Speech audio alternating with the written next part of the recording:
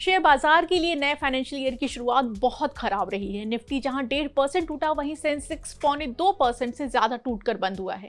1 अप्रैल को सेंसेक्स 1390 अंक गिरकर 76,024 और निफ्टी 353 अंक नीचे 23,165 के लेवल पर बंद हुआ है। एक दिन में जब सेंसेक्स 1390 अंक का गोता लगाता है तो ट्रेडर्स और इन्वेस्टर्स के मन में बस यही सवाल रहता है कि आखिर इस तबाही की असली वजह क्या है। आज हम आपको 5 ऐसे कारण बताएंगे जिसने बाजार को आज डुबाने का काम किया है। लेकिन आखिरी वजह बहुत खास है क्योंकि ये पहले भी इंडियन मार्केट को लंबा रुला चुका है। इससे पहले हम इन कारणों की बात करें, आप हमें कमेंट करके जरूर बताइए कि क्या आपको भी आज लॉस उठाना पड़ा है। मार्केट का मूड ऑफ करने वाली सबसे बड़ी वजह यह है कि कल 2 अप्रैल है और अमेरिका के राष्ट्रपति डोनाल्ड ट्रंप इसी तारीख से रेसिप्रोकल टैरिफ लगा रहे हैं। रेसिप्रोकल टैरिफ यानी कि जिस देश ने अमेरिकी प्रोडक्ट पर जितना टैक्स लगाया है, अमेरिका भी अब उन देशों के प्रोडक्ट्स पर उतना ही टैक्स थोपेगा। इसकी वजह से सिर्फ इंडियन मार्केट ही नहीं बल्कि दुनिया भर के बाजार नर्वस दिखाई दिए। ट्रंप कनाडा, मेक्सिको और चीन सहित अमेरिका के कई ट्रेडिंग पार्टनर देशों पे पहले ही ये टैरिफ लगा चुके हैं। इन सब के साथ ऑटोमोबाइल, स्टील, एल्यूमिनियम, तांबा, फार्मा और सेमीकंडक्टर पर एक्स्ट्रा ड्यूटी लगाने का भी मन बना रहे हैं। जियोजित इन्वेस्टमेंट सर्विसेज के chief investment strategist VK Vijay Kumar ने कहा कि दुनिया भर के शेयर बाजार इस समय ट्रंप के रेसिप्रोकल टैरिफ के ऐलानों का इंतजार कर रहे हैं। वो समझना चाहते हैं कि इस टैरिफ से कौन कौन से देश और किन किन सेक्टर्स और कंपनियों पर असर होगा। टैरिफ के ऐलान के बाद ही इसका असली असर समझ में आएगा। शेयर बाजार को गिराने वाली दूसरी वजह भी अमेरिका से ही आ रही है। अमेरिकी इकोनॉमी के मंदी में जाने का खतरा बढ़ा है, जिससे इंडियन और ग्लोबल मार्केट सहमे हुए हैं। ब्रोकरेज फर्म गोल्डमैन सैक्स ने अमेरिका में मंदी आने की आशंका को बढ़ा के 35% कर दिया है।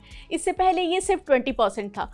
ट्रंप के टैरिफ ऐलानों से होने वाले आर्थिक दुष्परिणामों का जिक्र करते हुए ब्रोकरेज फर्म ने अपना अनुमान 20% से बढ़ाकर 35% कर दिया है। ब्रोकरेज ने यूरोपीय यूनियन में भी टेक्निकल रिसेशन आने की चेतावनी दी है। इन सब बातों ने ग्लोबल लेवल पे मार्केट के निवेशकों का सेंटिमेंट बहुत खराब किया है।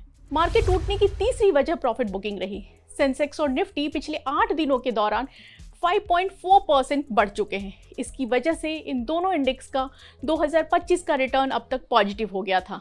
इस तेजी के बाद कई निवेशकों ने प्रॉफिट बुकिंग की है, जिसकी वजह से लार्ज कैप शेयरों में बिकवाली शुरू हो गया। विजय कुमार ने बताया कि मार्च 2025 में सेंसेक्स और निफ्टी ने करीब 6.3% का रिटर्न दिया।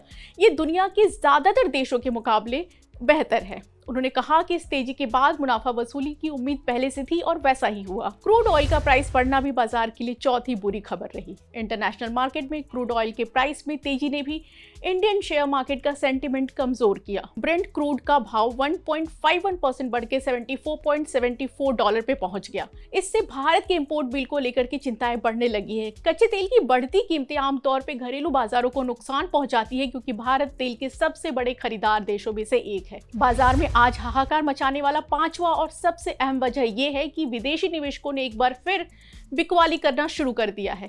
FIIs ने कुछ दिनों की खरीदारी के बाद फिर से भारतीय शेयर बाजार से पैसे निकालना शुरू किया है।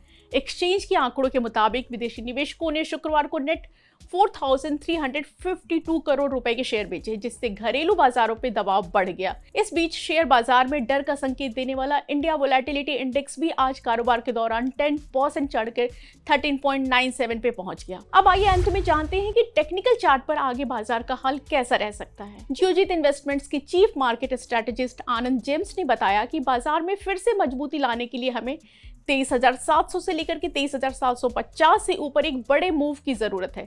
ऐसा नहीं होता है कि हम 23,300 के टारगेट के साथ नीचे की ओर झुकाव के साथ साइडवेज ट्रेडिंग देखने को मिल सकता है।